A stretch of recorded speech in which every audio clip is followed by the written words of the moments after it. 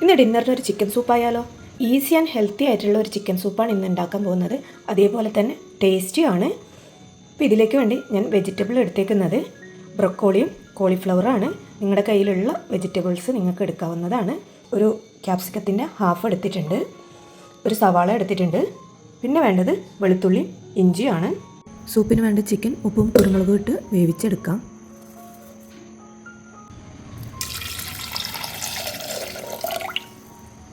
ഇനി 1-2 വിസിൽ വരുന്നത് വരെ വേവിക്കാം.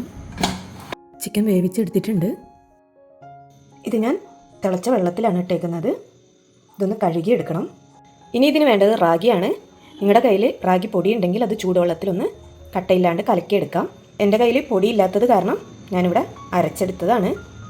ഞാനിത് കുക്കറിലാണ് ഉണ്ടാക്കിയെടുക്കുന്നത്. ഇനി കുക്കർ ചൂടാകുമ്പോൾ അതിലേക്ക് വെളിച്ചെണ്ണ ഒഴിച്ചു കൊടുക്കാം. ഇനി ഇതിലേക്ക് ചതച്ച് വെച്ചിരിക്കുന്ന വെളുത്തുള്ളി ഇട്ട് കൊടുക്കാം.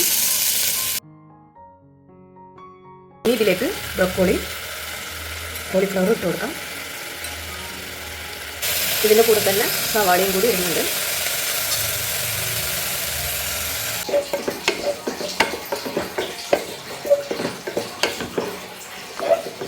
ഇനി ഇതിലേക്ക് കട്ട് ചെയ്ത് വെച്ചിരിക്കുന്ന ക്യാപ്സിക്കം ഇട്ട് കൊടുക്കാം.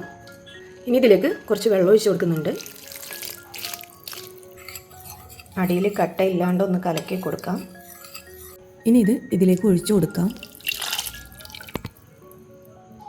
കട്ട് ചെയ്ത് വെച്ചിട്ടുള്ള ചിക്കനും കൂടി ഇതിലേക്ക് ഇട്ട് കൊടുക്കാം.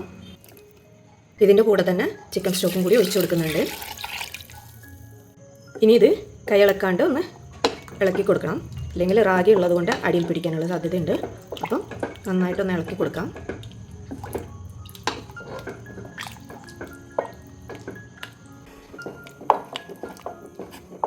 ഇതിലേക്ക് ഉപ്പും കുരുമുളകും നോക്കിയിട്ട് അതിട്ട് കൊടുക്കാം.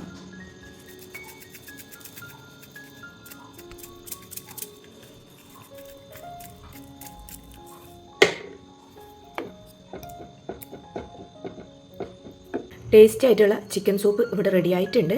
ഈ ഒരു റെസിപ്പി ഇഷ്ടമാവുകയാണെങ്കിൽ എല്ലാവരും ഒന്ന് ട്രൈ ചെയ്ത് നോക്കുക.